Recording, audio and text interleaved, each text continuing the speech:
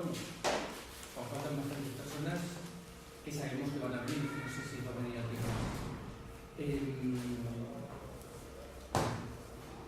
El tema de hoy es, bueno, lo que pone el título, en realidad no era el título original era Nuevas tecnologías y la relación con el esoterismo, pero en el fondo es el mismo tema, vamos a hablar de las mismas cosas, le pongamos el título que le pongamos, ¿no?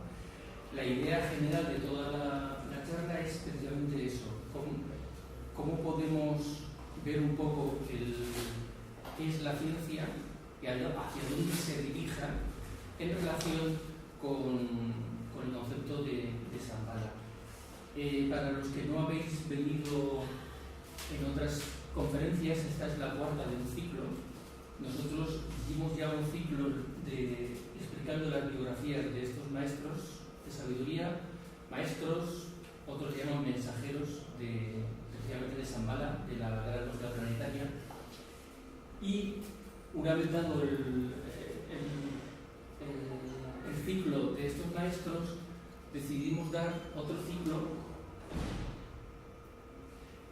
relacionado con una serie de temas comunes, porque estos maestros de sabiduría, estos mensajeros, para algunos no tienen nada que ver unos con otros, como puede ser Krishnamurti con Blavatsky o con Anglada, con Vicente Beltrán Anglada, y para otros, en cambio, y es mi postura y mucha gente está en esta línea, todos en realidad dan un mismo mensaje con su propia particularidad, pero en el fondo la enseñanza viene de Shambhala, ¿no? Entonces el ciclo va tratando una serie de temas, algunos no están ahí como el de hoy, pero desde el punto de vista de estos maestros, desde el punto de vista de Blavatsky, de Torkon Saraigadian, de Krishnamurti. En unas conferencias nos centramos más en unos y en otras conferencias nos centramos más en otros. En esta en concreto, la mayor parte de información la tenemos gracias a Alex Bailey, en realidad el tibetano que es el maestro que telepáticamente transmitió a Alex Bailey la enseñanza, y Vicente Beltrán Anglada. Son los dos principales que nos dan información sobre no solo los avances de la ciencia de hoy en día, sino lo que nos espera en el futuro. Entonces, como en todas las conferencias digo y repito, todos estos maestros en realidad son discípulos en diferente grado de estos tres maestros, aunque son de diferente categoría, que es el maestro Moria, el maestro Kutumi, y luego está el tibetano.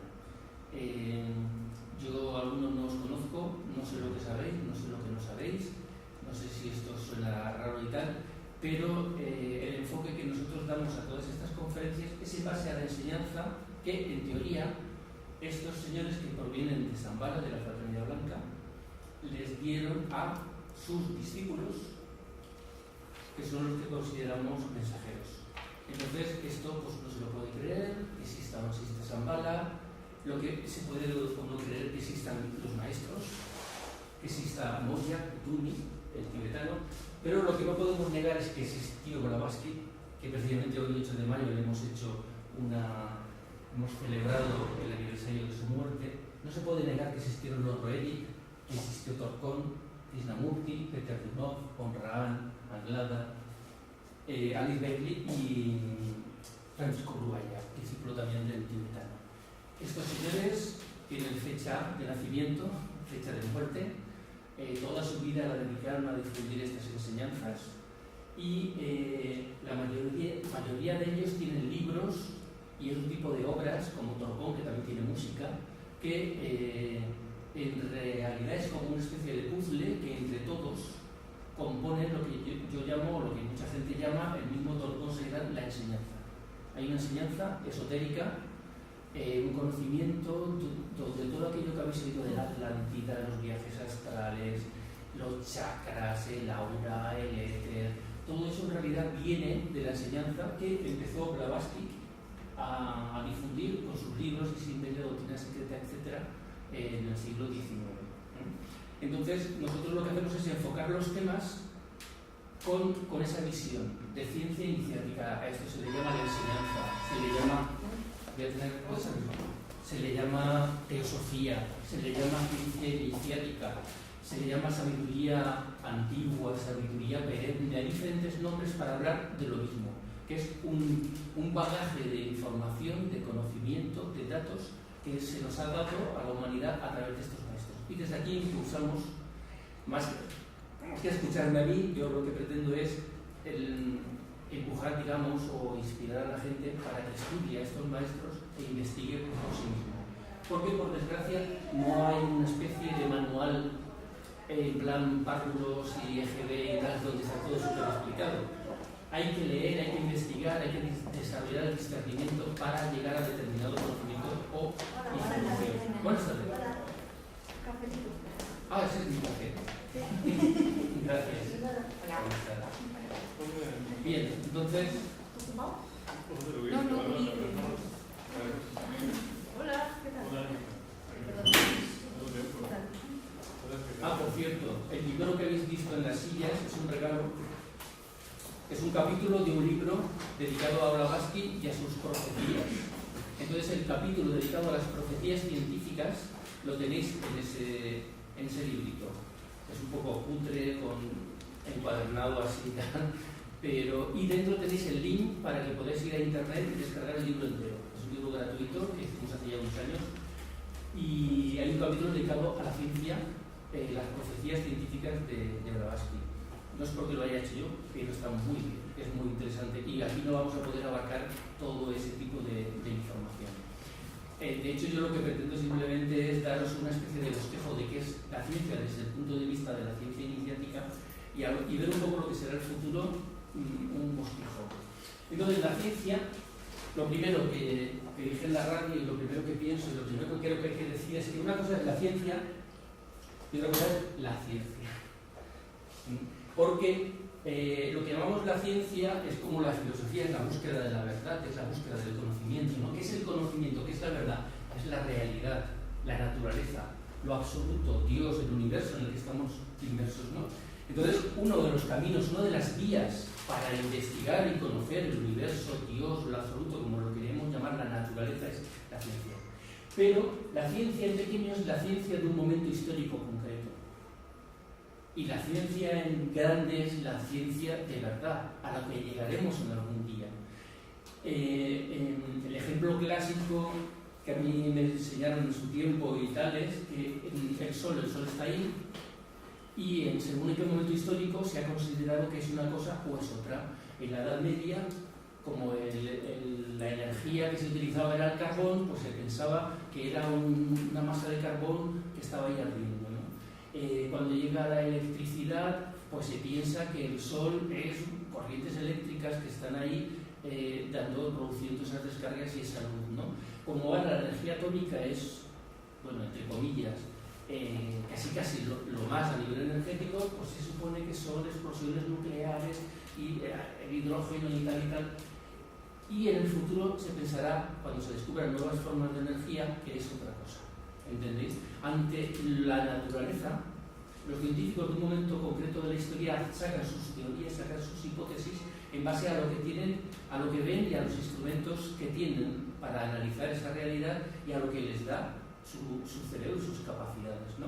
Por eso Newton nos da una serie de enseñanzas sobre la ley de gravedad que funcionan cuando miras el universo o una parte del universo, pero que no lo explican todo. Llega Einstein, reformula la teoría de la gravedad y nos da una visión más amplia que integra la de Newton. No es que fuese falsa la visión de Newton, sino que la amplía y explica más elementos de la naturaleza, pero sigue siendo incompleta y hay gente hoy en día que está desmintiendo a Einstein, o por lo menos rectificando o explicando cosas que él no pudo llegar a explicar, ¿no? Entonces, es para mí muy importante que quede claro que la ciencia de un momento histórico no es la verdad, no es la ciencia absoluta. Los científicos están en el proceso y ellos mismos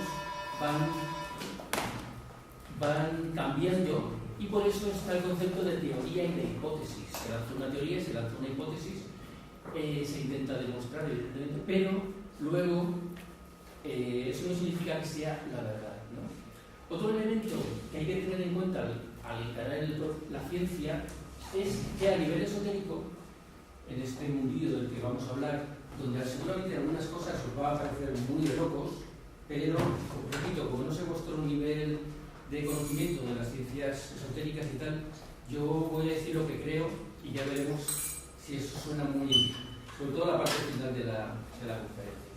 Bien, entonces se suele decir que hay como 4 grandes vías, esto es como el tema de los yogas, ¿no? Que hay 4 grandes yogas, hay 4 grandes vías de acceso a la realidad, de conocimiento de la realidad, ¿no? Una es la política, otra es el arte. Hay quien dice que solo hay 3 grandes vías, y hay quien dice que son 4, y hay quien dice que son 7, y hay quien dice que son... Esto es como siempre.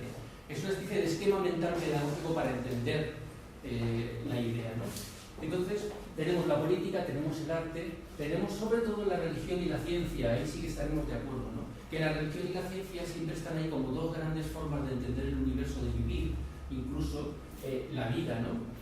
Pero en realidad, y por eso lo he puesto en la pirámide, lo que se nos dice es que religión y ciencia, arte y política son como las 4 caras de una pirámide, que en la parte de abajo parece que están enfrentadas, son cosas totalmente distintas, no tienen nada que ver un científico con un místico, pero en realidad se nos dice que si uno va investigando y va avanzando y a nivel individual y a nivel colectivo como sociedad y como civilización, llegará un momento en que arriba religión, ciencia, esas palabras desaparecerán porque todo es lo mismo.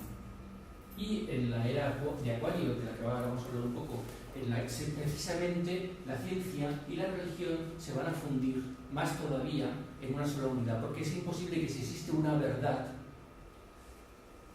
estén estas 2 formas diciendo la ciencia, la única verdad, la religión, no, si existe una verdad es una.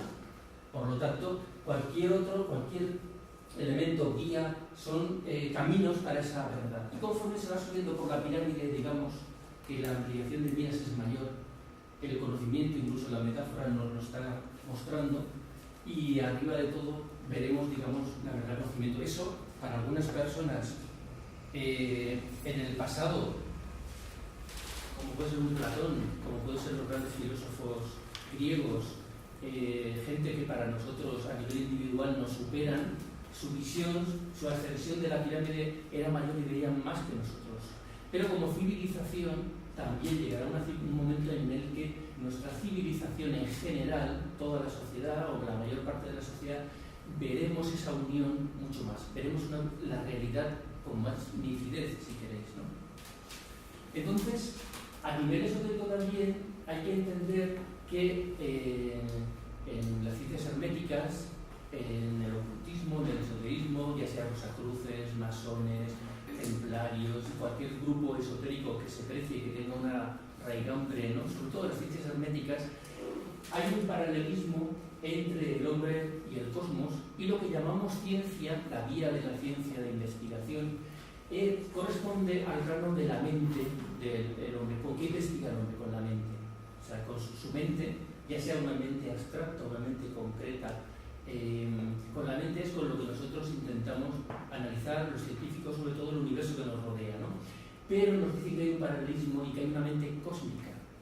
Hay una mente en el universo que sería a nivel macrocosmos lo que a nivel microcosmos es la mente del hombre. La mente del hombre intenta indagar, intenta investigar la mente cósmica, el mundo de los arquetipos y los planos acásicos de los que tanto se habla pertenecerían a esa mente cósmica, esa mente de información, de datos, donde todo ha sido grabado, y el hombre con su pequeña mente cada vez es como la mente del ser humano es como un vaso que, según lo grande o pequeño que sea, coge más del océano cósmico. No sé si me entendéis con la metáfora.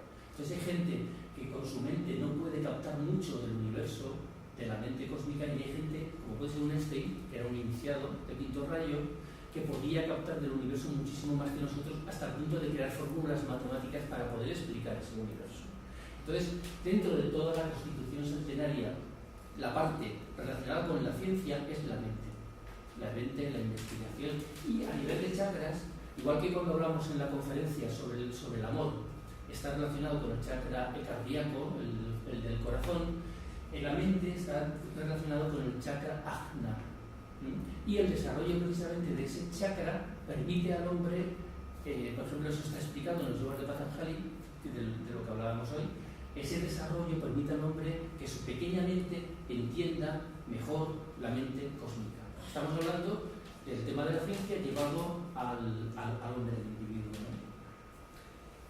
De todo esto podríamos hablar muchísimo, pero intento ser breve porque la última vez di una conferencia de 2 horas y media y la gente se me quejó, ¿no? Entonces, voy a ser breve y si luego hay muchas preguntas, pues caí, si no. Y fijaros, hablando de los yogas, precisamente el Gnani Yoga es el yoga del conocimiento, de la investigación, que se suele poner en contraposición al Bhakti Yoga. El Bhakti Yoga es el yoga de la devoción, es el del místico. Como que hubiese 2 grandes formas de llegar a Dios, a través de la mística, a través de la devoción, del amor, y a través del conocimiento, de la investigación, de la sabiduría. En realidad son una sola cosa, son como 2 facetas de una misma vía, ¿no? Pero fijaros que podéis encontrar libros que se llaman Gnani Yoga, donde dan ejercicios de meditación, donde dan técnicas para el desarrollo precisamente de esa mente pequeña humana para comprender mejor la gran mente cósmica, que eso es lo que busca la ciencia. Bien. Otra cosa que hay que entender es que la ciencia lo que intenta investigar es eso que hemos llamado naturaleza, Dios, son las leyes de la naturaleza que son eternas. Esto es importante, no sé si luego más adelante sale el tema, porque un científico no inventa nada. Un científico lo que hace es descubrir lo que ya hay en la naturaleza. Entonces he puesto este ejemplo, porque yo siempre pongo el mismo ejemplo, el código genético, el ADN siempre ha estado ahí. Siempre. O sea, el universo, en todos los universos, no solo en nuestro sistema solar, porque hay unas leyes universales que, según las ciencias herméticas, lo que se cumple en el sistema solar se cumple en todas las galaxias, en todos los universos, con pocas variaciones. El ADN es algo de tipo universal, toda la vida orgánica está construida en base al ADN, ¿no?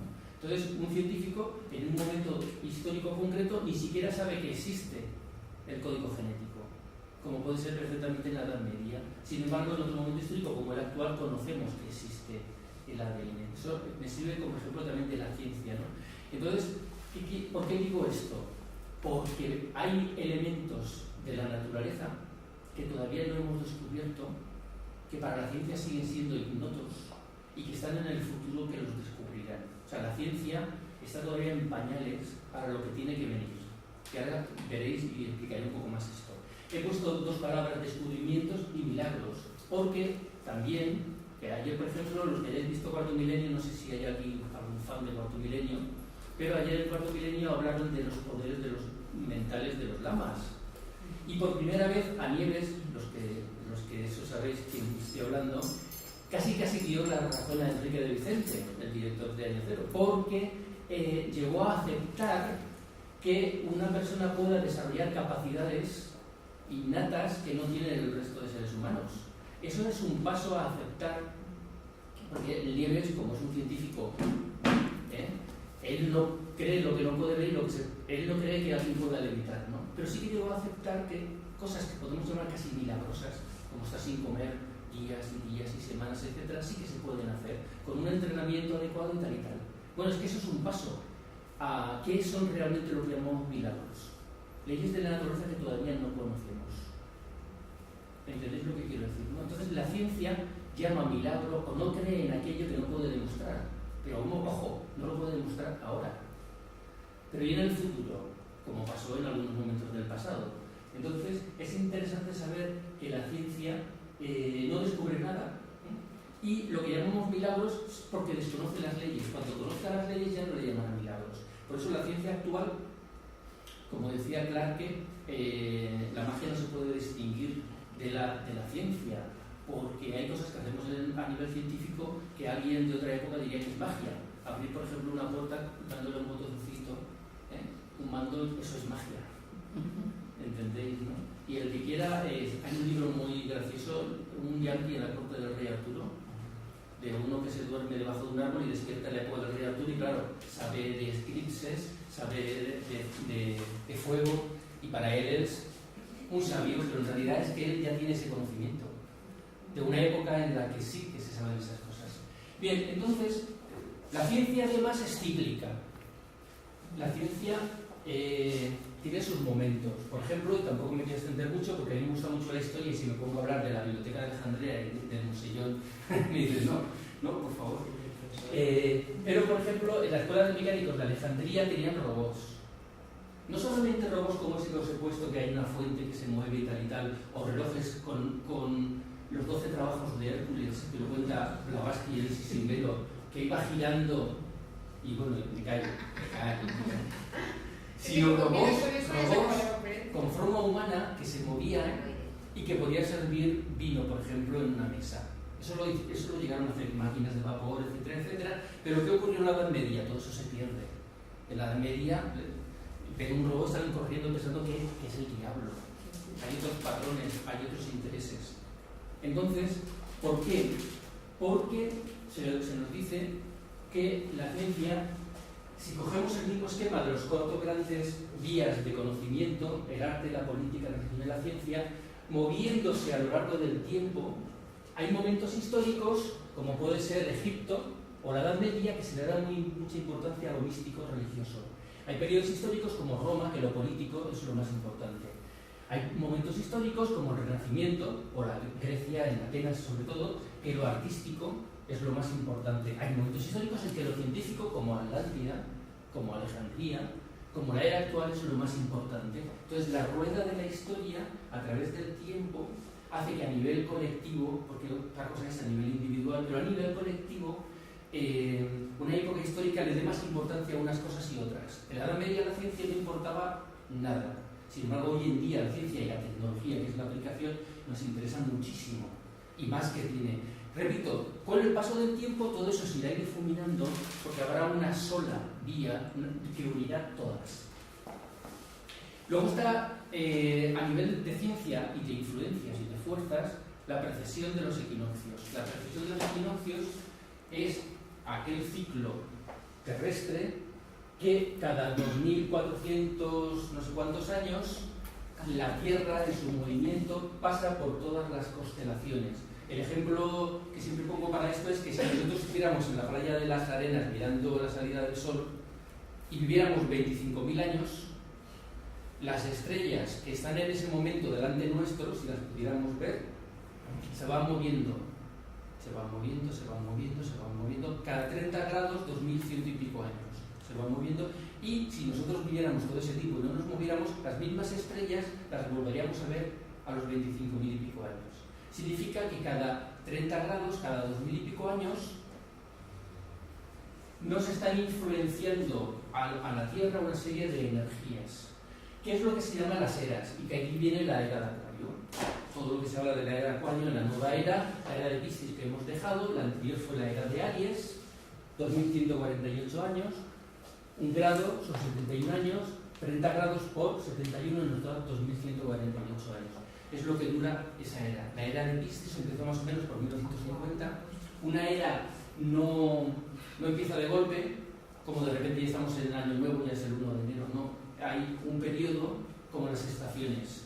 No empezamos la primavera, aunque ponga 21 de no sé cuántos, en realidad hay todo un proceso de cambio de temperaturas hasta que se consolida la nueva estación. Entonces la era de Acuario está empezando, está muy reciente. Todavía tenemos la influencia porque también las eras influyen en este cambio de era.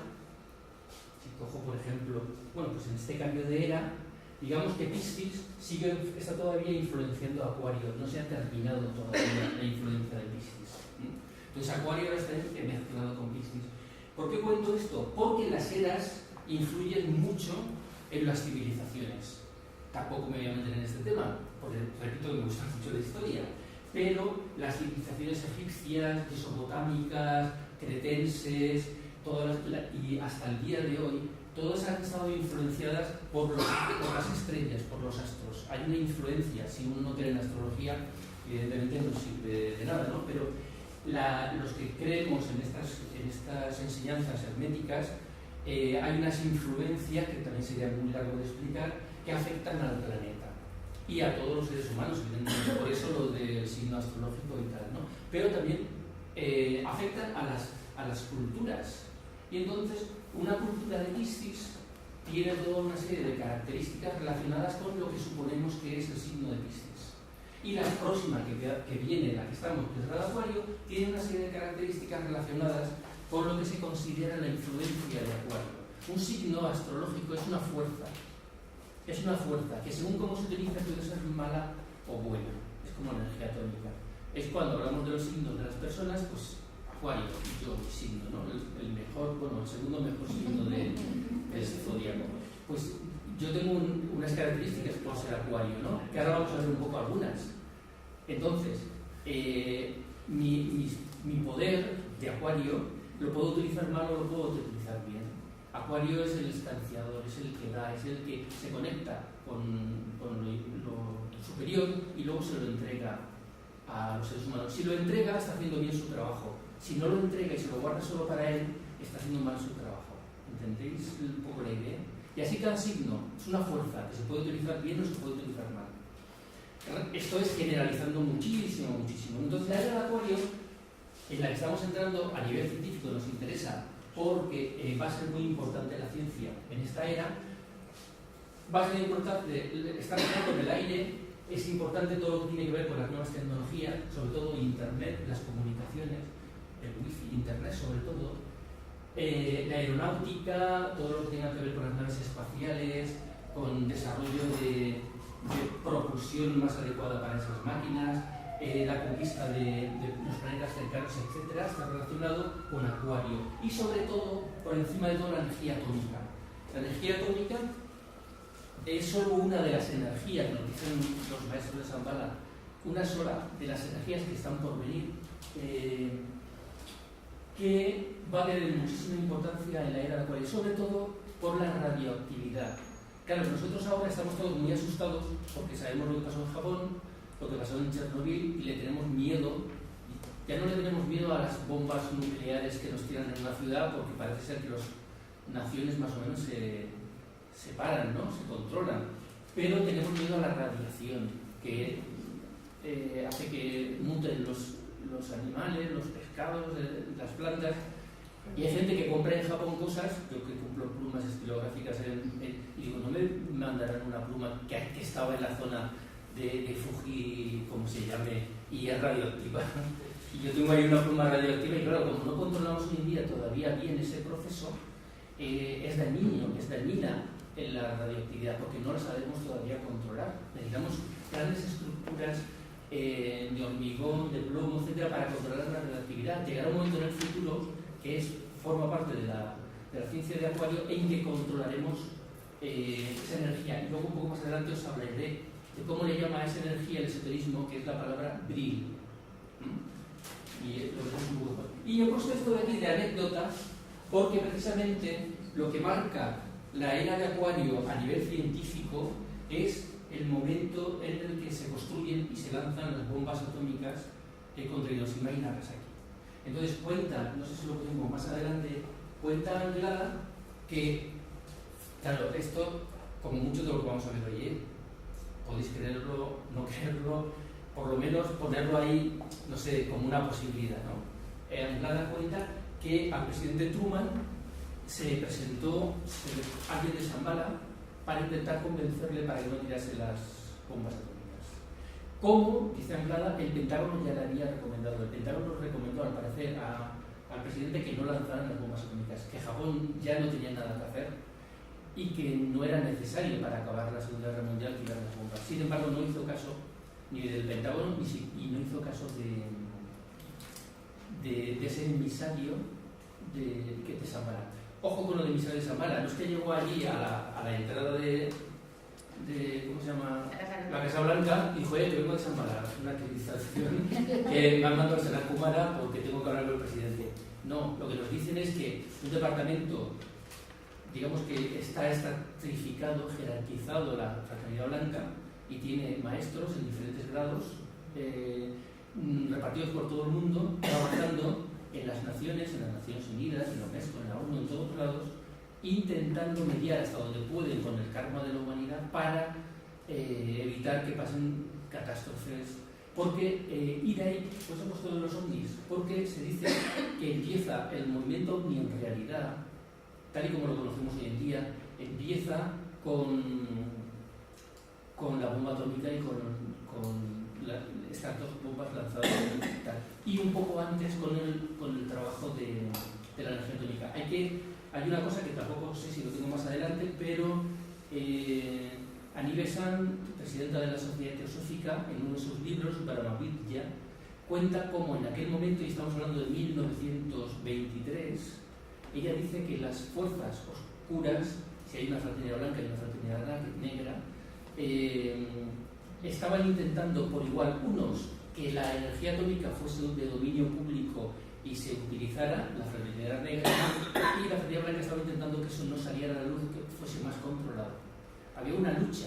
Y dice Annie Besant en 1923, en el libro de Brahmavidya, dice, el día que puedan romper el átomo, se liberará una energía que puede destruir ciudades enteras.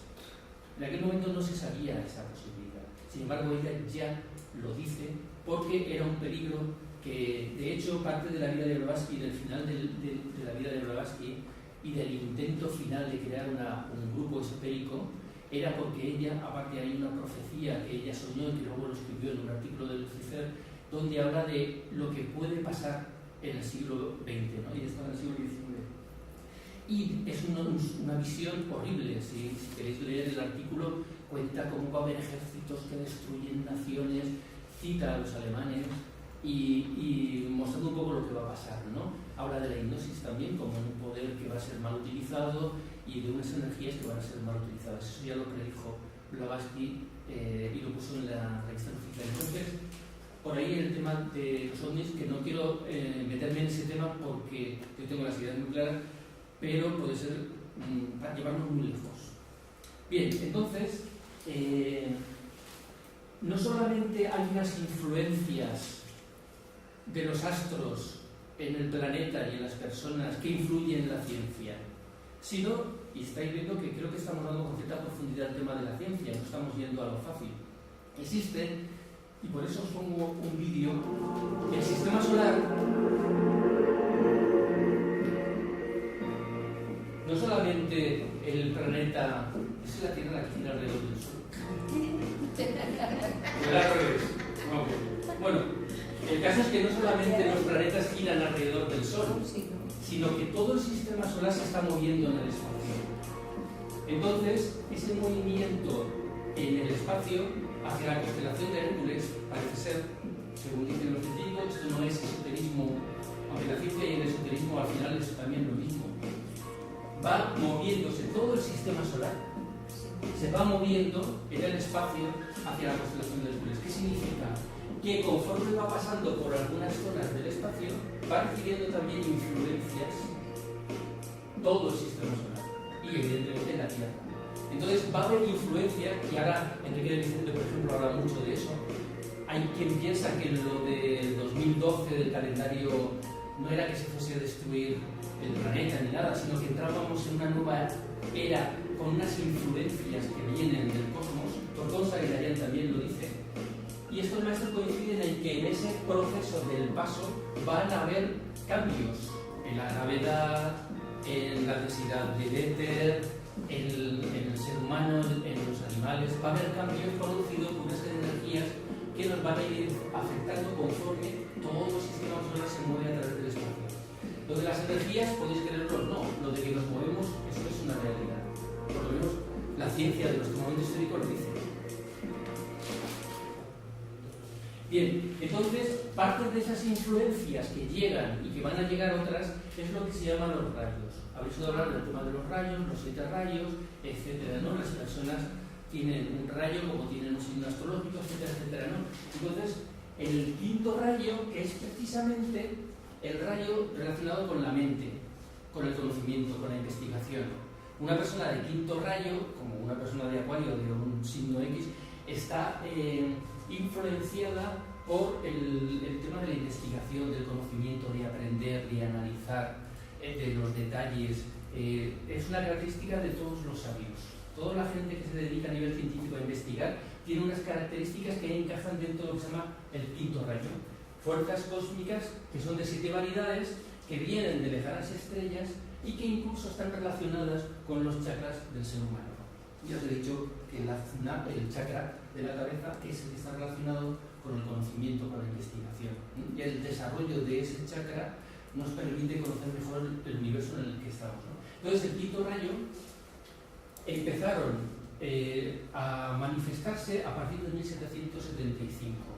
Curiosamente, cuando empiezan a trabajar en la máquina de vapor, en el ferrocarril, y empieza la era industrial a desarrollarse hasta el momento en el que estamos.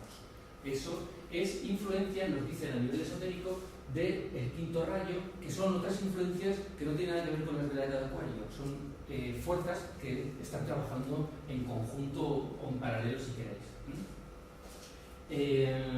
El planeta Urano es el relacionado con el quinto rayo, pero también está relacionado con Venus, porque Venus se supone a nivel esotérico es un planeta más evolucionado que la Tierra. Y está relacionado con Shambhala, lo que no sé si lo diré o no lo diré exactamente la relación cuando llegue a ese punto de la charla. Y ahí nos lleva Shambhala. Uy, vamos muy rápidos. Sí, sí. Bueno, entonces, hemos hablado de la ciencia, hemos hablado de los ciclos históricos, y ahora es cuando os quiero poner un vídeo para seguir luego explicando en base a él.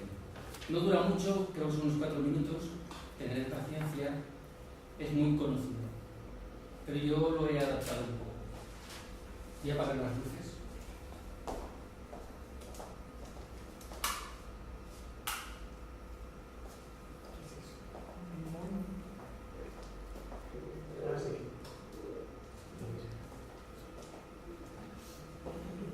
Eso no podemos verlo mejor.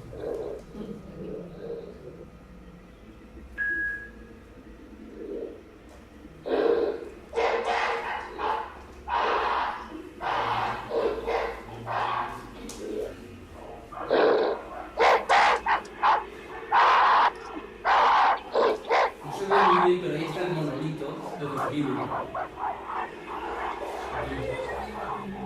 Y son todos los manos alrededor.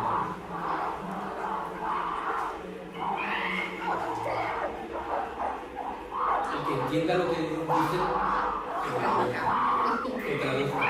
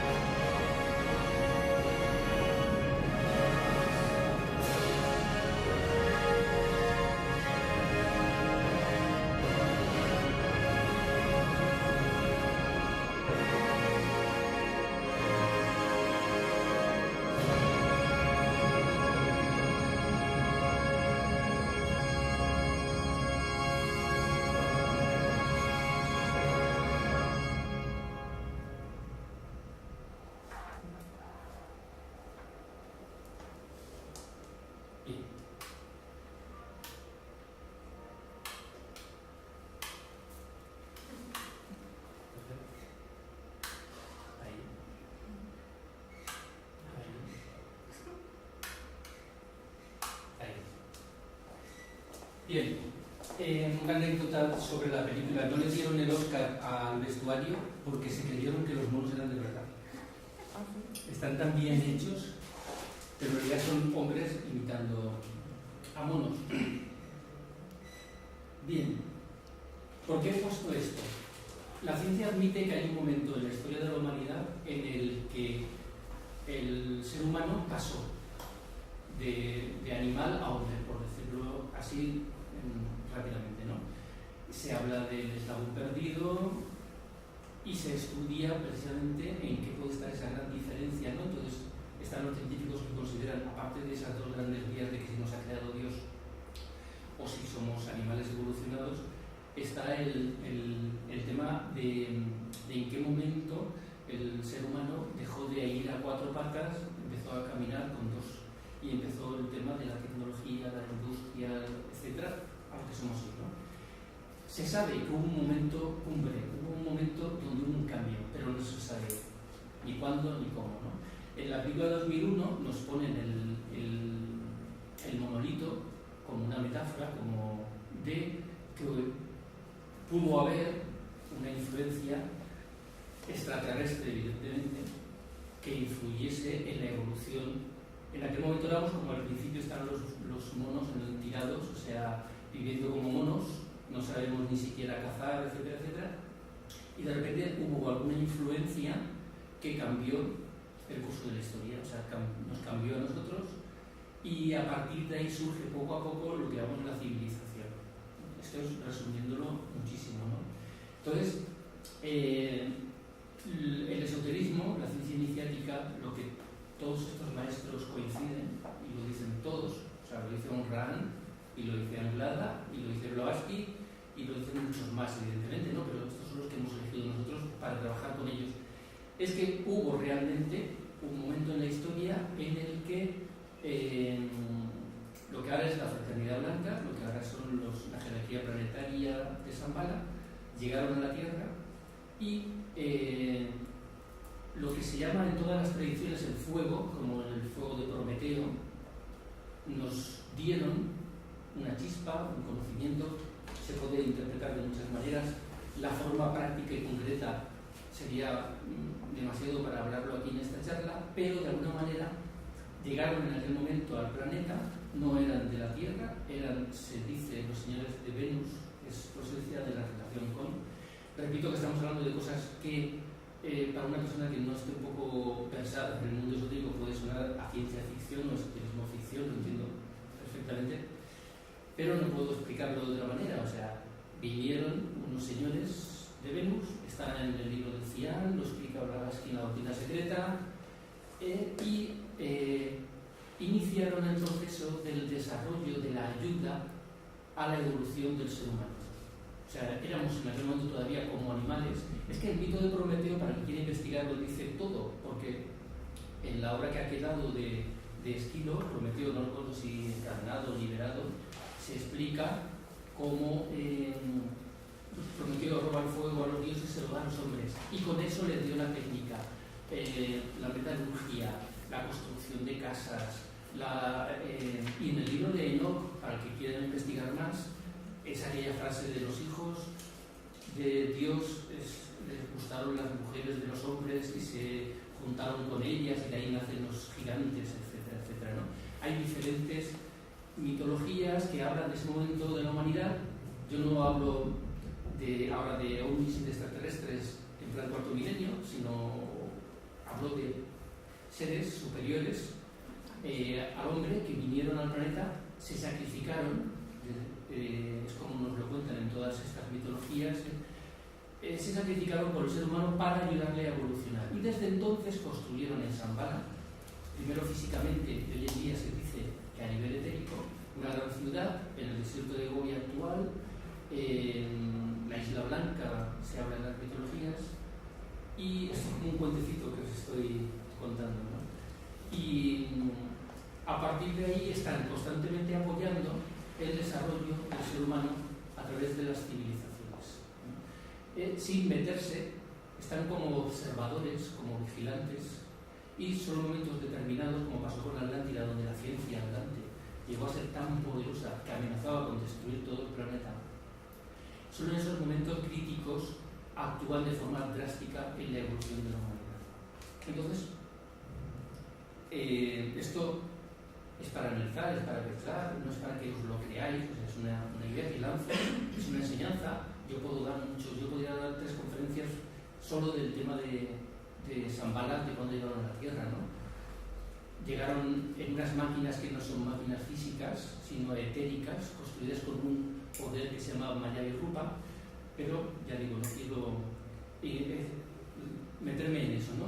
Sí que quiero lanzar esa idea, ¿no? Que esta fraternidad blanca de la que estamos hablando, Shambhala, por eso la relación y el título de la conferencia, la relación con la ciencia, llegaron en un momento de la evolución humana y interfirieron para ayudarnos a desarrollar, claro, es como la energía atómica, pues tiene su lado malo y su lado bueno. O sea, ese desarrollo de la mente del ser humano, recordar la relación que hemos hablado de la mente en el ser humano, la mente cósmica, ese desarrollo pues también nos ha llevado a grandes guerras, a grandes descubrimientos que hemos utilizado para el mal, etcétera, etcétera.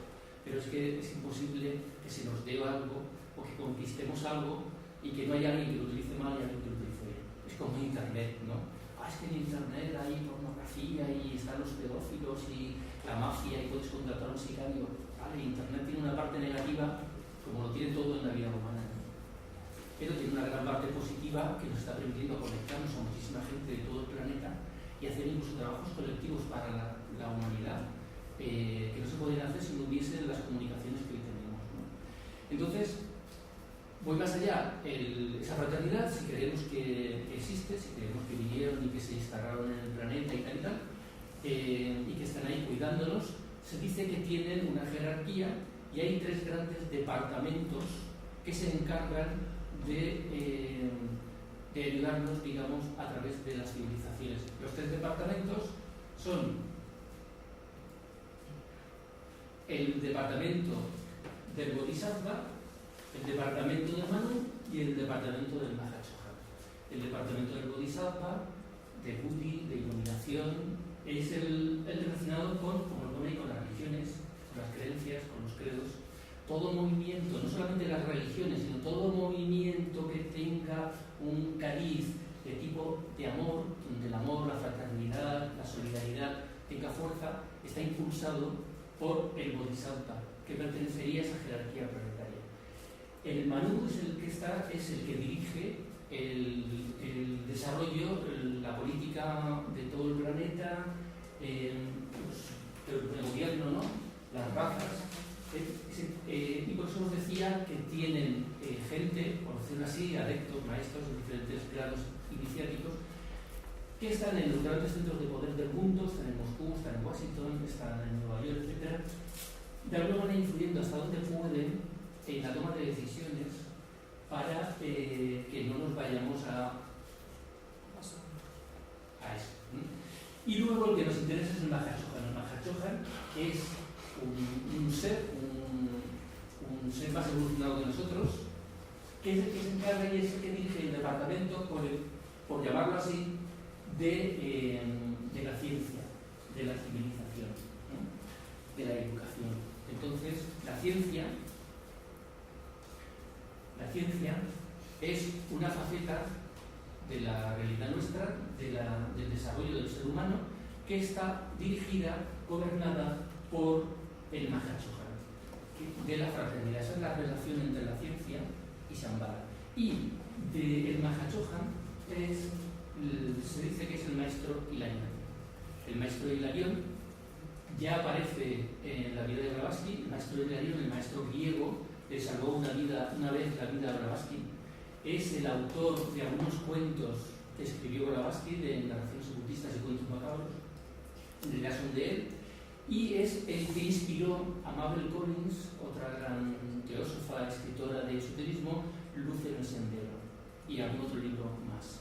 Entonces, el maestro Hilarión en aquel momento no era el Mahachohan, pero al parecer pasó una serie de iniciaciones que le permitieron convertirse a día de hoy en el Mahachohan. O sea, que de esa triada que dirige Shambhala, que dirige el mundo a nivel místico, como lo queráis llamar, el maestro Hilarión. Podríamos también dar toda una conferencia al maestro Hilarión, porque se dice que fue San Pablo en una encarnación, se dice que fue,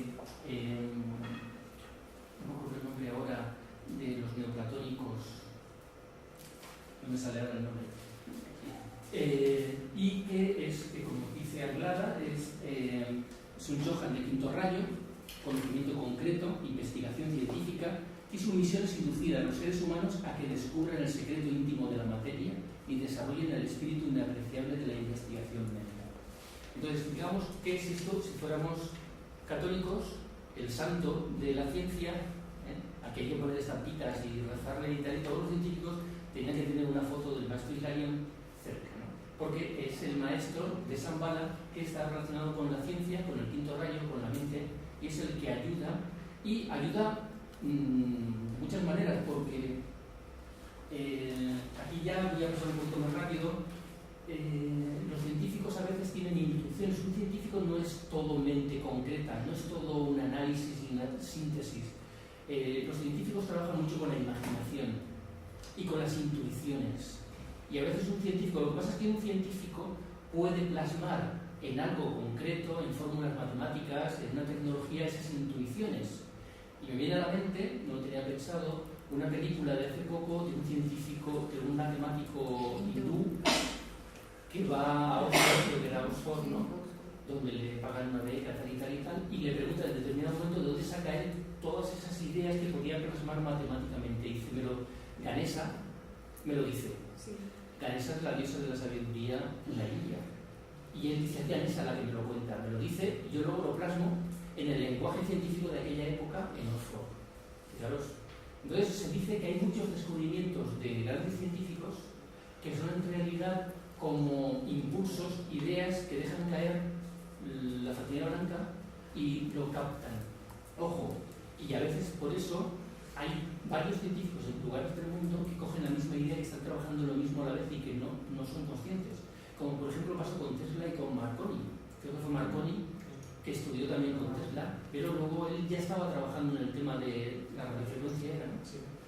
Y durante mucho tiempo se dijo que él fue el primero, cuando en realidad lo había aprendido Tesla, y creo que hace poco se reconoció que había sido Tesla el primero en trabajar en eso, ¿no? Entonces, a veces lanzan ideas la fraternidad blanca en esa ayuda, en ese impulso de la ciencia hacia adelante, que lo cogen diferentes científicos, ¿no? Está el caso, por ejemplo, del maestro Moria y Edison. Edison fue filósofo, perteneció a la Sociedad Teosófica, y muchos de sus inventos y descubrimientos están impulsados por la fraternidad blanca. De hecho, en los cartas de los maestros se cita cómo Moria estaba interesado en Edison y le estaba de alguna manera protegiendo para el desarrollo. También hay que recordar, lo veremos un poco más adelante, que Edison no solo trabajaba en las máquinas y en la luz eléctrica y etcétera, también estaba trabajando en máquinas para conectar y escuchar a los muertos. Y lo dice el tibetano y lo dice Torcón, lo dicen otros maestros, una de las cosas que la ciencia futura nos va a traer es que van a existir máquinas mucho más potentes, mucho más sutiles, que van a poder captar energías que todavía las de hoy no las captan. Eso que pones una grabación en un hospital de esto psiquiátrico abandonado y graba una psicofonía con máquinas que todavía no son, porque cuando hacen eso son grabadoras muy, muy potentes, y en un entorno donde no haya interferencias, etc., ¿no? Va a haber todo un desarrollo en el futuro, nos dicen nuestros maestros, de máquinas cada vez más sutiles que va a captar el éter, va a captar el prana del ambiente, y Einstein ya estaba trabajando en máquinas para poder escuchar la voz de los muertos, ¿no? Entonces, ahí está lo del presidente Truman que os dije. Hay todo un apoyo de Shambhala a diferentes científicos. William Crookes, a lo mejor no lo habéis escuchado, pero es un científico que fue de los primeros que trabajó con la materia radiante, luego los Curie, que también vamos a ver ahora, siguieron trabajando y descubrieron el radio y todas las aplicaciones que tienen, a pesar de su propia vida, ¿no? de cómo les afectó. Es de la época de Blavatsky, era discípulo de Blavatsky, asistía a las clases de Blavatsky, y de hecho muchas veces él se metía con ella y le decía que tenía el cerebro reblandecido. Es decir, usted tiene el cerebro reblandecido. Y a veces cuando él no asistía a las clases, porque se venía y tal, él decía, uy, como me escuche con lo que es decir esto, va a decir que tengo el cerebro reblandecido. Y parte de los descubrimientos que tuvo están inspirados en las enseñanzas teosóficas que estaba empezando Blavatsky a dar en aquel siglo. Flammarion es un astrónomo y astrólogo, también teósofo francés, que se dedicó sobre todo a divulgar las enseñanzas teosóficas relacionadas con la astrología y con la astronomía. Los juristas de los que acabo de hablar estaban también protegidos, inspirados por los maestros para su desarrollo. Repito, los maestros Shambhala primero no obligan a nadie y tampoco te dicen lo que tienes que hacer, inspiran. El trabajo es de la persona, porque si no podrían haber dicho, ojo con lo que haces, que vas a morirte como no te cuides y no hagas los experimentos en condiciones. Ellos lanzan unas inspiraciones, es como la energía del sol, y hay quien la capta mejor, quien no la capta, etc. Luego tenemos a Tesla, que no hay mucha información, pero tanto Raham, por ejemplo, como Torcón, también Ali Bailey, el tibetano, reconocen que Tesla sería la reencarnación. Esto es como el tema de, creo que lo pongo más adelante, de Champollion. Champollion, que fue el que descifró, también había uno que no recuerdo el nombre inglés que estaba trabajando en el tema de descifrar los jeroglíficos egipcios, eso forma parte de la ciencia. Se dice que Champollion era una reencarnación de un egipcio que, gracias a que aún tenía un recuerdo mental básico de sus anteriores reencarnaciones en Egipto, podía entender y podía unir lo que faltaba en las rompecabezas de la piedra de Rosetta para descifrar el jeroglífico egipcio. Bien, Tesla se dice que es lo mismo. Se considera que es la reencarnación de un científico atlante en una época en la que la Atlántida, porque la Atlántida fue una civilización que duró muchos miles de años, entonces no fue siempre la grandiosa Atlántida que a veces nos pintan con naves voladoras. Hubo edades medias, hubo momentos de civilización y de todo, ¿no? Y hubo momentos en los que, y esto lo dice Anglada, hasta tenían computadoras como tenemos hoy en día nosotros, pero más rudimentarias, pero tenían algo parecido que podríamos llamar computadoras. Y en un momento determinado de la historia de la Atlántida, aparte de que tenían lo que llaman vimanas en la India, naves voladoras, pero que volaban a una altura más baja que la actual, en un momento en el que la Tierra, por esto de los ciclos históricos, la densidad del aire era mayor, no podían, por ejemplo, el Everest no podían volar por encima, tendrían que bordearlo por cómo era la densidad y las máquinas y la energía que tenían. Ya tenían la energía atómica. Blavatsky en la doctrina secreta llama MACMAS o algo así, no recuerdo exactamente el nombre, a la energía atómica que utilizaban en aquel tiempo, que no era exactamente como la producimos hoy en día nosotros. Y tenían algo que son los láseres. El láser, que se descubrió en nuestro siglo y que se está avanzando en eso, va a tener mucha importancia en el futuro, y al parecer en aquella época ya utilizaban la energía del láser.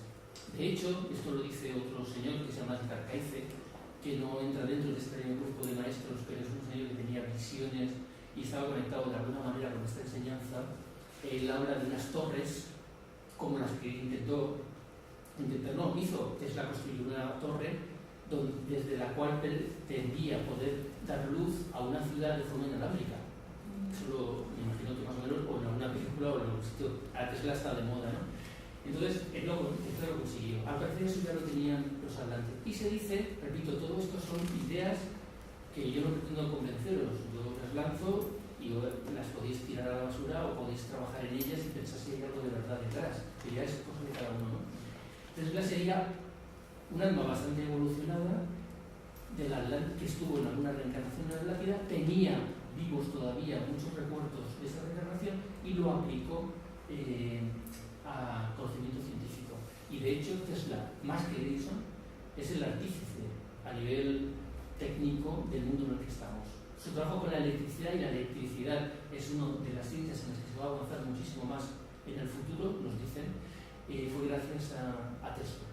Y muchos de sus descubrimientos, como la energía inalámbrica, ya hay quien dice que lo tiene, hay quien dice que no se divulga porque hay intereses del petróleo, etcétera, etcétera, que sí, que es verdad, pero también es verdad que a lo mejor no ha llegado el momento, y en algún momento eso será posible para las masas. De hecho, también hay quien dice que el director de la empresa Tesla, para los coches eléctricos, también estaría, hay quien lo compara con el Steve Jobs de los ordenadores, pues de la energía. dice que de alguna manera ese personaje está, dice, repito todo esto entre comillas, ¿no?, inspirado de alguna manera por los maestros. Luego, el caso que os decía, ¿no?, Moria, es el maestro que tenéis a la izquierda, Edison, es un reportaje periodístico donde se habla precisamente de esa máquina en la que él intentaba grabar, igual que estaba grabando la voz con esos discos antiguos y con esas agujas, la voz de los muertos. Einstein es otro caso curioso, que ahora está haciendo una serie de su vida bastante buena en National Geographic, y Albert Einstein estuvo influenciado muchísimo, pero muchísimo, por la doctrina secreta escrita por Blavatsky. Esto en los círculos teosóficos y esotéricos corre como unos dicen que es un bulo, otros que no. Se presentó la sobrina de Einstein en la India, en Adyar, la sede de la Sociedad Teosófica a nivel mundial, entregando una copia de la doctrina secreta que había en teoría pertenecido a Einstein, que la tenía en la cabecera de la cama, toda llena de anotaciones. Y eso nunca se ha encontrado. Esa doctrina secreta con anotaciones de Einstein no se ha encontrado. Pero sí que se sabe que Einstein, cuando estaba en la universidad, no recuerdo el nombre, de Alemania, uno de los libros que estaban en la universidad era la doctrina secreta. Y él se lo recomendaba a todos los que leían. A todos les recomendaba que leyeran la doctrina secreta, que decía que era muy inspirador y que hablaba de cosas que él consideraba que todavía eran para el futuro. Y no solo eso, sino que el libro realmente lo estudió y parte de sus teorías de la relatividad, por su visión del mundo que plasmó en la teoría de la relatividad, viene de la doctrina secreta. Ahí tenéis recordar una cosa, bueno, recordar, y el que no lo sepa, la doctrina secreta salió como 2 tomos gigantescos, creo de 800, 900 páginas cada uno, y el primer tomo estaba dedicado a la ciencia y el segundo a la religión. Hoy en día están 7 tomos, y un tomo está dedicado a la simbología, otro a la antropogénesis, cosmogénesis y tal. El primero está dedicado a la ciencia, y Sisimbelo, que lo escribió antes, por el 75, 76, etc., está dedicado también, el primer tomo, salieron 2 tomos, a la ciencia. Y es curioso porque el tomo, o sea, el libro que inspiró a Edison y le hizo estudiar todo ese tipo de enseñanzas esotéricas que vienen desde el principio de los tiempos, fue Sisimbelo. Y se carteaba con Blavatsky. Y tenían conversaciones sobre temas científicos en base a lo que ella había puesto en el tomo de ciencia de Sisimbelo. Y a Edith Stein le pasó exactamente, bueno, no le pasó en el sentido de hablar con Blavatsky, que ya había muerto, pero sí que la doctrina secreta, no Sisimbelo, le inspiró para sus concepciones del mundo, del tiempo, del universo, etc. Eso, yo os digo, no me lo estoy inventando, lo podéis creer o no creer, pero hay pruebas. Y a mí me gusta ser bastante concreto en el tema de los datos, ¿no?, de corroborarlos, ¿no? Hay pruebas de eso. Y luego, por nombrar otro maestro, Krishnamurti, que parece ser que no se relaciona con el tema de la ciencia, tiene discursos, montones de discursos, que hablando de la ciencia. Claro, su punto de vista es otro, ¿no? El punto de vista de Krishnamurti se puede resumir en que ¿para qué queremos la ciencia? Si lo tenemos todo dentro de nosotros. ¿Para qué investigar hacia afuera si deberíamos de investigar hacia adentro? Sin embargo, él, con muchos científicos, como este que pongo de ejemplo, David Bohm, tuvieron incluso públicamente en televisión muchas conversaciones, debates, donde iban y la física cuántica no sería lo que es sin el aporte de Krishnamurti y su visión de Advaita, que es una filosofía de la India de las más antiguas, que Blavatsky consideraba que era de las más puras que existen, del conocimiento de la realidad, que Krishnamurti lo practicó toda su vida, y en su forma de enfocar los temas en los diálogos les daba ideas, y ellos mismos reconocían que el punto de vista de Krishnamurti se acercaba mucho a las concepciones que la física cuántica estaban consiguiendo. Y repito que Krishnamurti, aunque dijo que los maestros no existían, toda su vida estuvo al servicio de los maestros y estuvo educado por Kutumi mientras estaba en la Sociedad Teosófica, y luego siguió y está relacionado con Shambhala, incluso lo hemos puesto con estos maestros de Shambhala. Y ya para terminar, os hablo de 2 cosas. Una, el aura del conocimiento. Existe en Shambhala un físico y también etérico. Etérico es, digamos que, invisible. Hay salas en las que en Shambhala donde uno entra y no hay nada. No hay nada si lo ves con los ojos físicos, pero si tienes la capacidad del clarividente, verías que está lleno de otras cosas. Y hay cuevas y grutas debajo, no solamente del desierto de Gobi, de los Himalayas, de las lamaserías de Oriente, sino también en Occidente, en los Pirineos, debajo de la Esfinge y las pirámides de Egipto, en Sudamérica, en zonas como de Brasil, en ciudades perdidas, que hay una película relacionada con un investigador que fue a buscar la ciudad del Dorado en Brasil. Hay lugares del mundo donde hay bibliotecas que están conectadas, nos dicen, por túneles que rodean todo el planeta a nivel subterráneo, que eso está explicado en La raza futura, este libro de Rupert Lipton, que muchos consideran que es una novela y otros consideran que no es una novela, sino que está relatando de verdad una civilización que vive bajo tierra y que utiliza el poder del Bril. Y a eso le llama el aura del conocimiento. El aura del conocimiento son las grandes bibliotecas y museos que posee la fraternidad blanca. Es una copia del plano acásico. Si existe una mente cósmica que graba todo lo que ocurre, que recuerda, que tiene en su mente, en su memoria, todo lo que ha pasado y todo lo que pasa y al parecer lo que pasará, o sea, el todo ahí grabado, que claro, yo lo pongo así como una biblioteca física, pero no tiene nada que ver con esto. Esto es una metáfora de ese.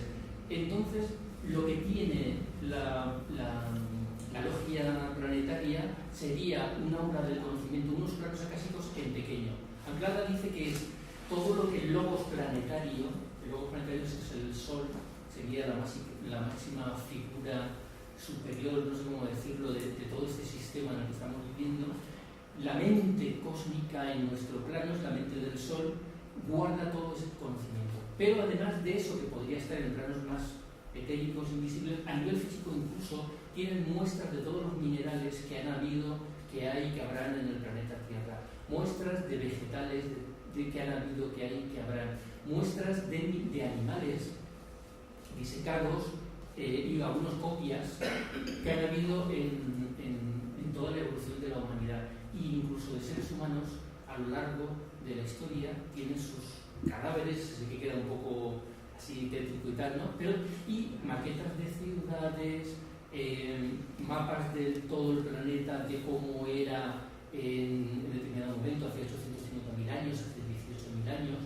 Tienen tecnología adelante, incluso dice Anglada dice que lo dice el tibetano, que la máquina etérica, no una máquina física de los que les gustan los ovnis y que creen que vienen de otros lugares de la galaxia, sino la máquina etérica, no sé, es como él lo dice, en la que vinieron los señores de Venus, dice el tibetano que todavía la guardan en las salas del aula de conocimiento de Shambhala. Hay lugares más parecidos a un museo como el nuestro. De hecho, Rocío Lunar tiene una novela, para el que quiera le guste las novelas del tipo de investigación, que es El tesoro de los lagos de Somiedo. Y en Somiedo, en Asturias, dice que hay una biblioteca de la logia blanca. Hay quien dice que se lo inventó para la novela y hay quien dice que realmente ahí hay una biblioteca. Entonces, al parecer, esta gente...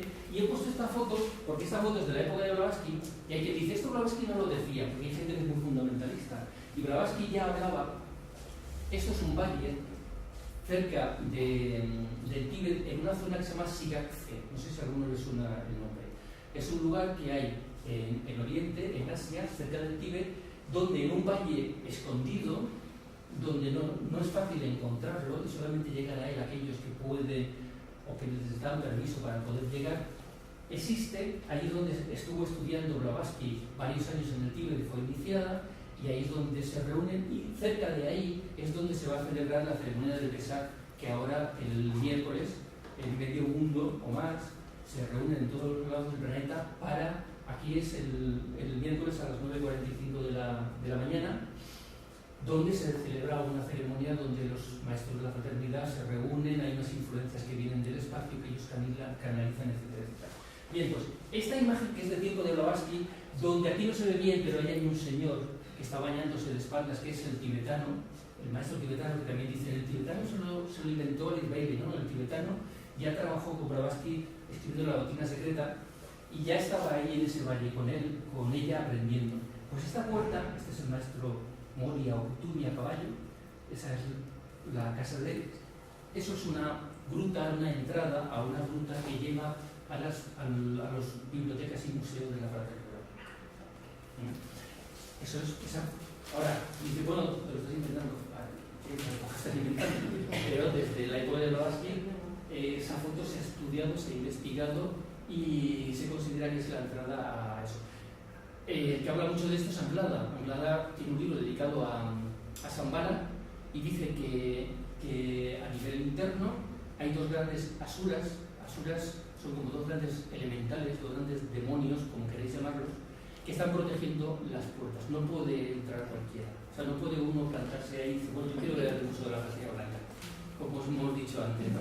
Yo quiero entrar en Shambhala y aquí y tal. No. Tienes que tener un nivel de iniciación adecuado y un desarrollo de los poderes psicológicos también adecuados para poder entrar, porque hay salas que una persona normal y corriente creería que es granito mineral, pero en realidad el nivel etérico está vaciado y en esa parte que una máquina lo ve como denso, lo podría, si utilizáramos una de estas máquinas que lanzan unas ondas, atraviesan la piedra y sabéis hay algo vacío dentro, lo verían como que es todo denso, pero en realidad etéricamente está vaciado y ahí hay conocimientos, tecnología en diferentes grados de Shambhala.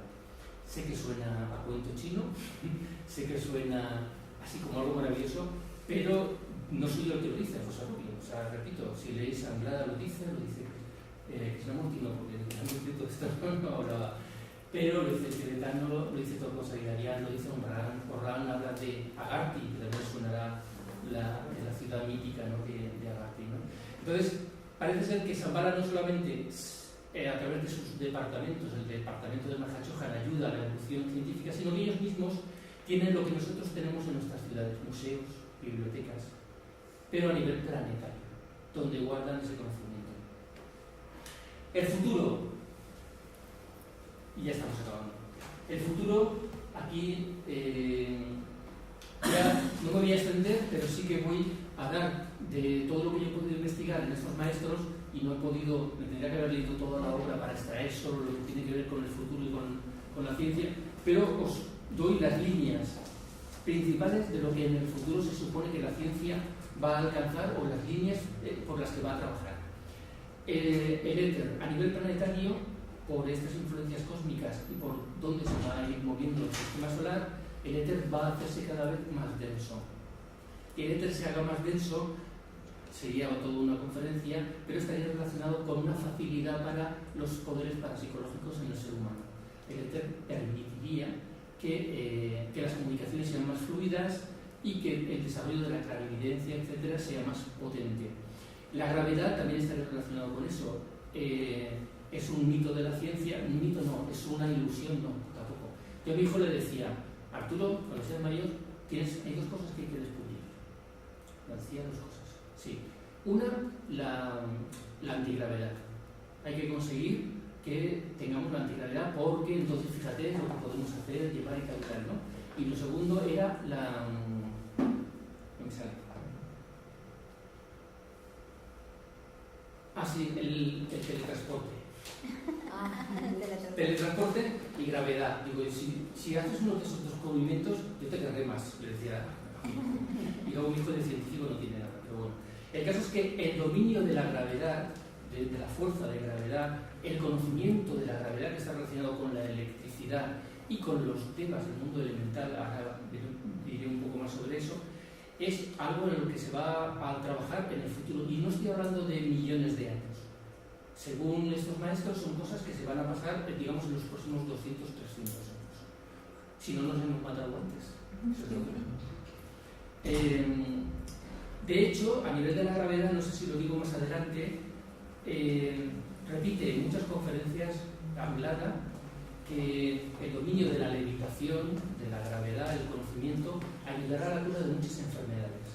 Y él dice que el cáncer a cierto nivel, porque recordad que todas las enfermedades son efectos kármicos de deudas que tenemos que pagar de las reencarnaciones, de una mala forma de vida, etcétera, etcétera, ¿no? Entonces hay una parte de las enfermedades que ni un maestro te las puede quitar porque es tu karma que tienes que sufrir y pagar una deuda, restablecer el equilibrio, por decirlo así, ¿no? Pero dice, a mí me llamó la atención, aclara que el cáncer, el desarrollo y el conocimiento de la ley de la gravedad ayudará en la cura del cáncer. No explica el cómo, y yo tampoco lo sé. Simplemente os lanzo la idea. La electricidad y la energía atómica, sobre todo la radiación, es algo a lo que se le da mucha importancia en todos los libros de estos maestros y se dice que va a ser muy importante en el futuro. Fijaros, dice, están encarnados adeptos con la misión de revolucionar la ciencia trabajando en el misterio de la electricidad. Y pone un ejemplo que dice Andrada, también lo dice el tibetano, que la humanidad dio un gran salto evolutivo cuando la electricidad empezó a funcionar hasta el punto de iluminar las ciudades. Porque, y Andrada también lo dice, como lo dicen todos estos maestros, la electricidad en realidad no sabemos lo que es. Pero lo que se nos dice a nivel de la ciencia iniciática es que en realidad es el mundo elemental. Lo que llamamos devas elementales, etcétera, los que conocéis ese tema, en realidad son fuerzas. No hay nada en la naturaleza que no haya detrás una fuerza que lo mueve y relativamente inteligente, por decirlo así. Entonces, la electricidad, lo dice sobre todo Andrada, son devas y son fuerzas que estamos ahora aprendiendo a controlar y no sabemos todavía hasta dónde puede llegar. Fijaros, nuestra cultura y nuestra civilización lo que depende de la electricidad. Desde una lavadora en casa, fijaros, el día que os cortan la luz, que puede pasar, ¿no? La catástrofe, ¿no? Sobre todo que no haya wifi y no haya internet. Eso es lo que pero que te quedes en la comida porque no lo enfría la lavadora, que no puedes encender el microondas, que no puedes utilizar el calentador si es sin internet. La estufa. Claro, entonces la electricidad, fijaros, millones de ciudades en el planeta iluminadas. Pues se dice que el que empezase a utilizarse la electricidad y la luz, electricidad, luz, energía, radioactividad, Fohat a nivel esotérico, todo eso está relacionado, pues digamos que lanzó del planeta, tiró fuera del planeta Tierra un montón de elementales negativos, de gregores, tenemos uno de tema muy largo, no es lo mismo un elemental que un egregor, pero bueno, una serie de entidades que vivían al amparo de la noche y de la oscuridad, que gracias a las luces de nuestras ciudades estamos tirando. Bueno, y es lo que he puesto ahí, ¿no? Y repito, sobre esto se podría, pero aún diré algo más de los demás. Internet va a cobrar muchísima más importancia. Internet no es un invento realmente del ser humano. Internet es una burda copia de los planos acásicos, de la mente cósmica. Porque, ¿qué hace hoy en día cuando uno busca una palabra? Google. Se va a Google. Porque yo creo que Yahoo, Bing y otros buscadores casi no los utilizan, ¿no? Vamos a Google y buscamos, ¿no? No solamente a qué hora es una película que queremos ver, sino, oye, ya no me acuerdo en qué año en Alejandría vivió tal, ¿no? Y entonces uno va a Google y es una gran biblioteca. Son los planos acásicos a nivel humano. Y eso se nos dice que es una influencia, una inspiración de la fraternidad blanca y que, aunque tiene, evidentemente, como todas las energías, como todas las fuerzas, un mal uso por muchísima gente, también tiene un buen uso y en el futuro será todavía mucho más grandioso el uso de Internet. Y pongo aquí el nombre de Leadbeater porque en los años 20 el señor Leadbeater, que tanto se le ha acusado, y yo no voy a entrar ahora ni a defenderlo, pero se le ha acusado muchísimo al pobre hombre, fue el descubridor de Krishnamurti. Tuvo la capacidad, tendrá todos los defectos que quiera, pero tuvo la capacidad de ver el aura de Krishnamurti y ya predijo que iba a ser un gran hombre. Y lo demostró incluso dejando tirada, entre comillas, a la sociedad teosófica.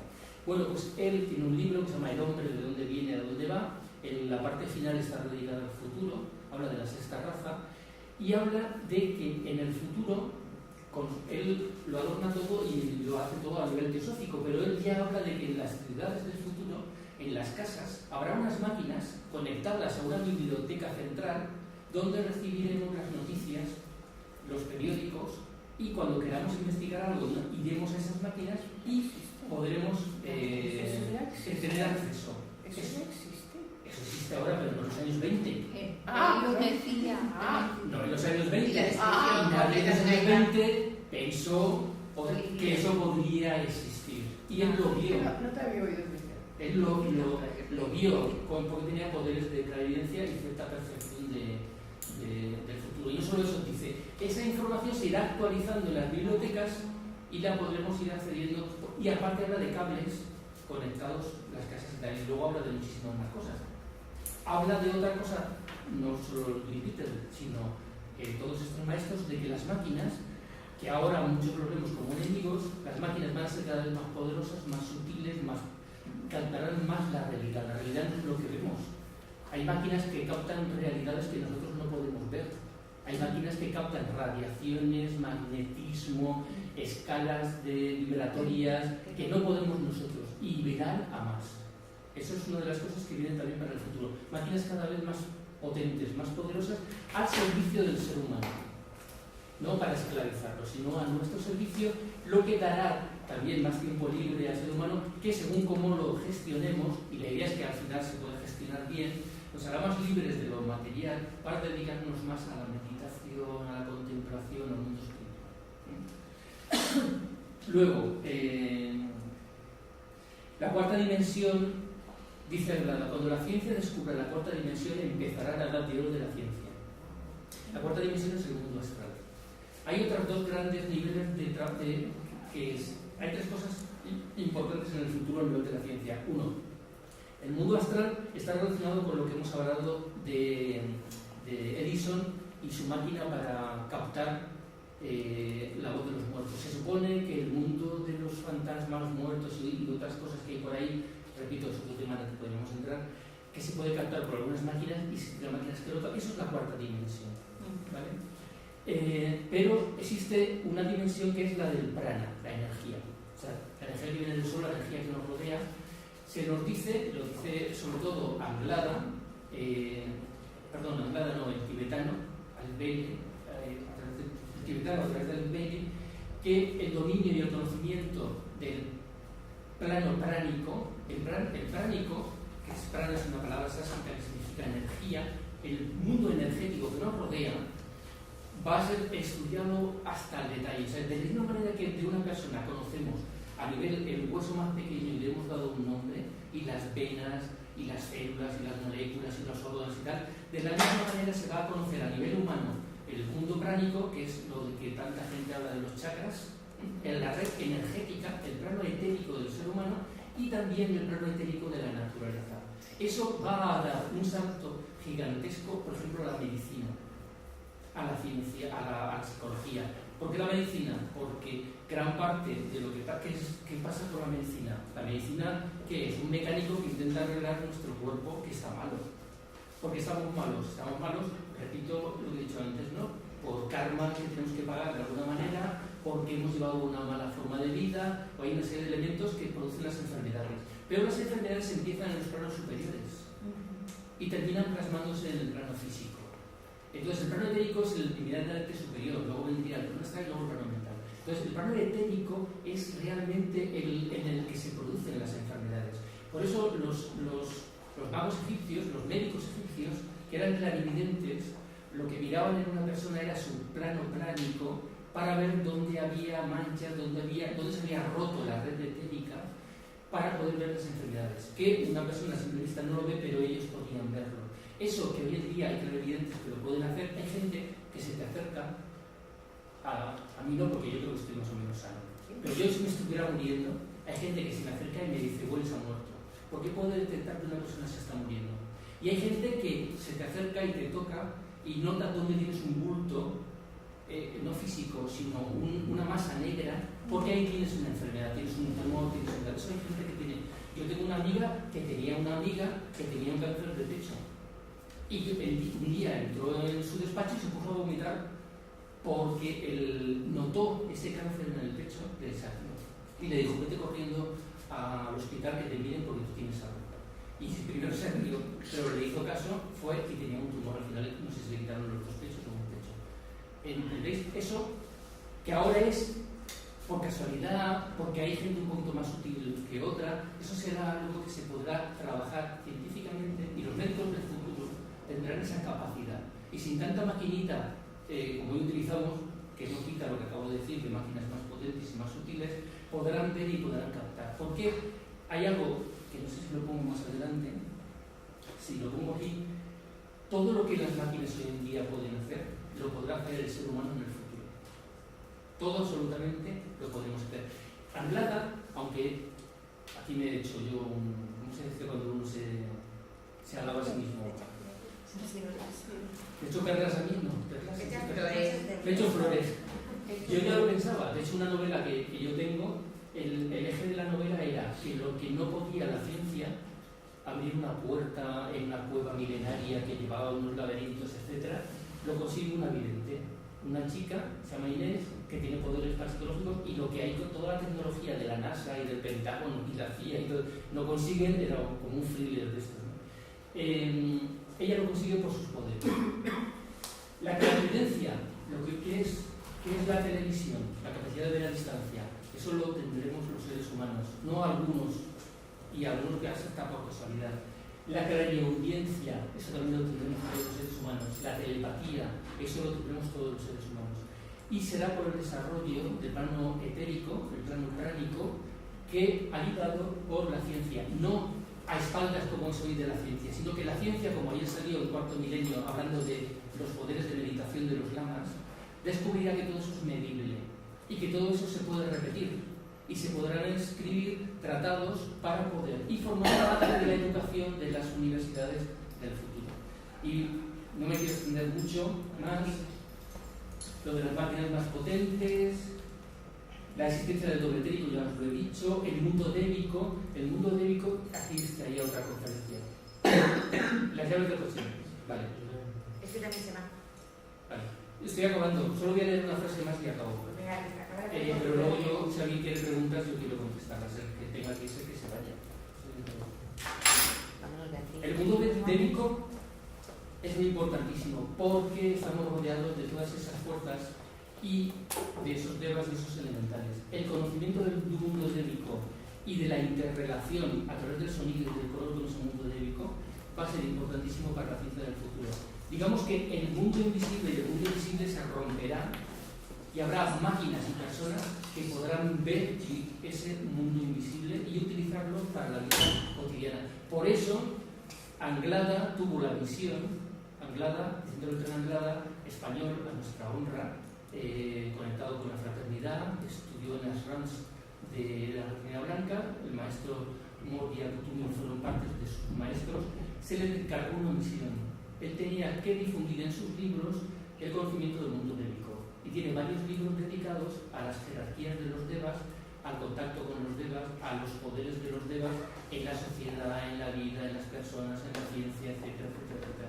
Ese mundo débico que ahora está ahí rodeándonos y que solamente algunos privilegiados o endemoniados, o sea, gente, endemoniado sea la palabra, pero es un mundo problemático también, ¿no? Donde hay gente que sufre las consecuencias de ese mundo débico si no se le conoce adecuadamente, ¿no? Eso está en el futuro de la ciencia también. La psicología va a cambiar totalmente. La psicología ya es un paso en la apertura del mundo invisible. La psicología, no tanto la de Freud, porque Freud todavía está trabajando, o trabajaba en aquel momento, aunque abrió brecha, y eso hay que reconocérselo, trabajaba en una parte de la psique como más material, como más apegada, ¿no? a lo material y a las influencias de lo material. La psicología a partir de Jung, su discípulo, pero radicalmente opuesto. Jung era un psicólogo que utilizaba la alquimia, la cábala, las ciencias herméticas y que le dio un lenguaje científico al conocimiento esotérico de toda la vida. Por eso él era un gnóstico no de la escuela gnóstica de América, sino gnóstico de los gnósticos clásicos que vienen desde la cueva de Alejandría, de la biblioteca de Alejandría. Y os leo una frase final de Torcón Saridarian, donde hace un pequeño resumen de lo que es el futuro a nivel de la ciencia. Y para que veáis que hemos hablado un poco de Torcón, un poco de Don Rand, un poco de Blavatsky, porque todos estos maestros de los que estamos hablando tocan el tema de la ciencia y dan muchísimas más cosas de las que yo he hablado. Yo cogí toda la obra de ellos en nivel digital y escribí la palabra ciencia y la palabra futuro. Y tengo páginas y páginas que no tengo tiempo para leer de la cantidad de información que dan sobre el futuro que nos espera.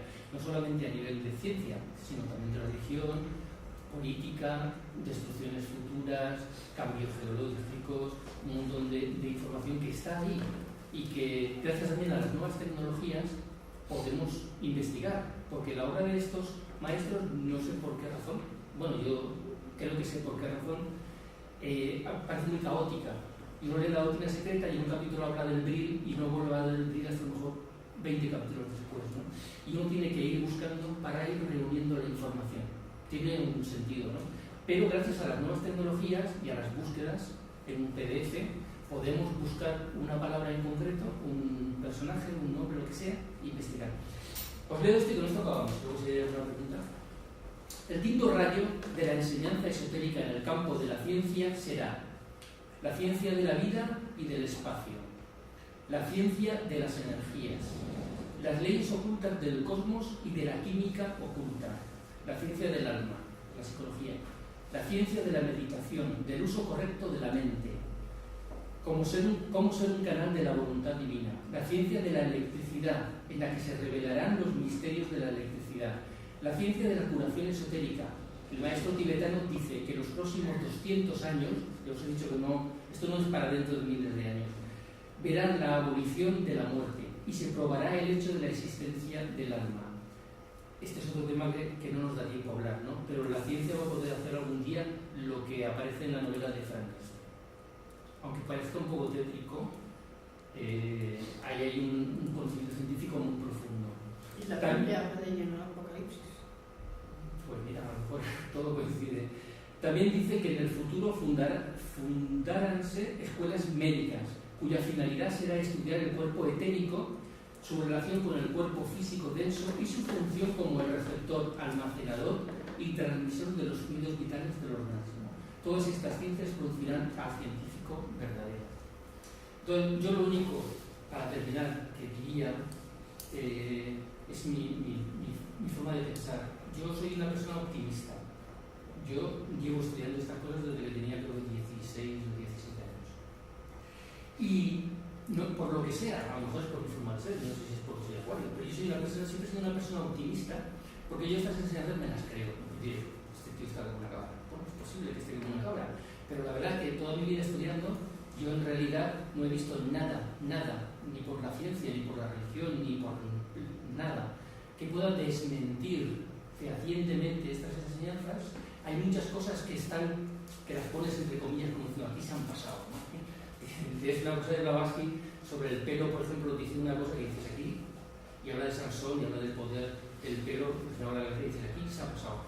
Y bueno, pues las pones en cuarentena, ¿no? Luego, pero digamos que la mayoría de las enseñanzas, el karma, la reencarnación, el mundo pránico, los chakras, pues al final ves que incluso la ciencia, hasta donde hoy puede, lo corrobora. Entonces, a mí me da, la visión de esto es optimista, como diciendo lo mejor está por llegar. Sí, yo sé que nuestro mundo está hecho una mierda, yo sé que hay guerras por todos lados, que hay lobbies, que hay grupos de poder que controlan las energías, los políticos, hay una corrupción impresionante, pero también es verdad que el mundo en el que está, en gran parte por los medios de comunicación, hay una solidaridad que antes no existía. Hay grupos internacionales que se apoyan entre sí para conseguir cosas, ¿no? Hay un tsunami en una parte del mundo y Cruz Roja y un montón de entidades o mandan dinero, o mandan comida, o hay gente que se ofrece y va voluntaria allí a ayudar, ¿no? Eso se dice gracias a las grandes comunicaciones. Antes no teníamos, había un tsunami en una parte del mundo y nadie se enteraba de que había un tsunami. Hoy en día nos enteramos. Y hay grandes movimientos sociales. Un país va a entrar en guerra y de repente la ciudadanía sale a la calle y hace una manifestación protestando contra eso, ¿no? Entonces hay toda una actividad que está dirigiendo cada vez más y nuestra ciencia moderna está trabajando en campos que nos dan a entender, por lo menos a mí, por ese optimismo, que lo mejor está por llegar. Se descubrirá la forma de controlar la gravedad. Eso cambiará toda nuestra civilización, pero absolutamente. Cuando dominemos el plano energético de nuestro y el de la naturaleza, bueno, podremos entender por qué y cómo se construyeron las pirámides, por ejemplo. Y podremos hacer cosas parecidas a las que hicieron en la antigüedad. En la evolución de la energía atómica, del láser, etcétera, etcétera, etcétera, va a cambiar todo su futuro. Algunas cosas las veremos a lo mejor incluso en vida, otras no las veremos en esta vida, a lo mejor en otra reencarnación. En otra reencarnación para mí seguro, porque yo creo en la reencarnación, ¿no? Entonces, la pregunta sería, bueno, pues yo puedo hacer algo en esto, hay algo que yo puedo hacer, y cada uno tiene que ver si algo de todas estas enseñanzas en su vida cotidiana les sirve, lo pueden poner en práctica, les puede ayudar a enfrentar la vida un poco mejor, ¿no? Y yo creo que ese optimismo, si os lo transmitiera, os daría ya una visión de la vida un poco más bonita, no sé, un poco más agradable, pero no en ese plan dulzón, sino de actitud ante la vida, ¿no? O sea, me gustaría, ¿no?, que esa forma que yo tengo de ver optimista la vida en base a estas enseñanzas os sirviera y que os permitiera enfrentar la vida. No es lo mismo levantarse por la mañana y decir, bueno, un día más y hoy me toca esto o lo otro y fíjate qué mierda del mundo en el que estamos, ¿no? Aunque uno se levante por la mañana y diga, fíjate, pues yo hoy podría hacer esto, podría hacer lo otro, voy a ver si consigo esto o lo de más allá, y saber que hay, fijaros lo que estoy diciendo, claro, que lo tienes que creer, que hay una fraternidad de maestros, la fraternidad blanca, Shambhala, que están ahí velando por nosotros, que no estamos solos, sino que alguien vela. Y por ejemplo, y ya con esto termino, se dice que precisamente no nos hemos destruido a nivel de bombas atómicas porque la fraternidad no lo permite. Lo aclara en una de sus conferencias, creo que es la energía del átomo, dice que los maestros, si alguien tirase bombas atómicas para destruir Rusia, que quiere destruir Estados Unidos, ellos tienen sus medios a través de los devas de que esas bombas caigan sobre el territorio ruso y no Estados Unidos. Se destruiría ese país, se destruiría a sí mismo. Ellos están trabajando para que esas cosas negativas no pasen y sin embargo se pueda la humanidad ir hacia una edad de oro. Acuario es la edad de oro. Pasaremos por, es que hay tantos temas, ¿no? Pasaremos por una parte de hielo, una parte donde todo se va a congelar. Pero en el momento que eso pase, que pueden ser 200, 300 años, precisamente habrá una apertura donde todas estas cosas que estamos hablando se irán cada vez extendiendo más. Cada crisis, cada cambio de era lleva una parte negativa, crisis viene de y una parte positiva. Tendremos que sufrir los cambios porque toda nuestra civilización va a cambiar a nivel político, va a cambiar a nivel energético, va a cambiar a nivel artístico, en todos los 4 grandes niveles va a cambiar. Habrá cosas muy bruscas donde sufriremos, pero para que se pueda